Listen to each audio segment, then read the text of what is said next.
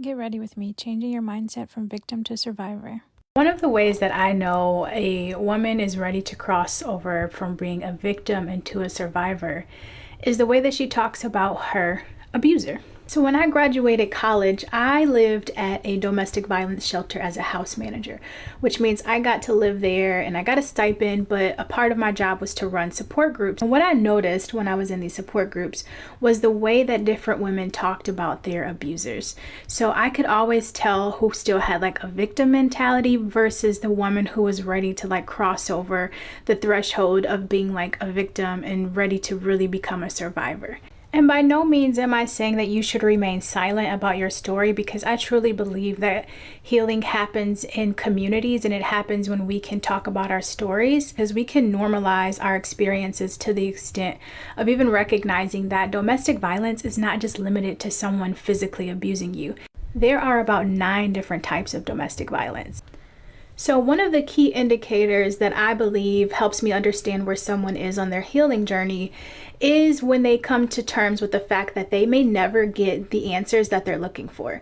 So a lot of times, like, I will hear women like ruminating or overthinking or overanalyzing, and they really want to try to figure out why someone could treat them so wrong. And the truth of the matter is, like, you have to just come to grips with the fact that you may never get an answer.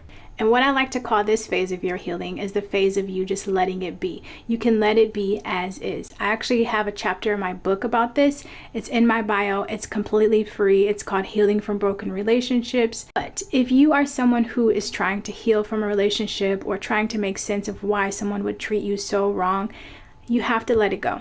Because if not, you will continue to like create this loop where you allow yourself to remain in this cycle of trying to figure out someone else's decisions instead of you picking yourself up from whatever dirt has been thrown on you, from whatever situation has you feeling so broken, and deciding that you get to make the decisions for your life, and it doesn't matter how someone else treats you. What matters is how you're going to move forward. And I'm actually a domestic violence survivor, and I love helping women shift from having a victim mentality into really walking in the fact that they are a survivor, because you do experience like this identity level shift when you can embrace that you survived something. I just dropped a free 4-week inner healing devotional. That's in my bio as well. There's tons of resources, so check them out and have a good day.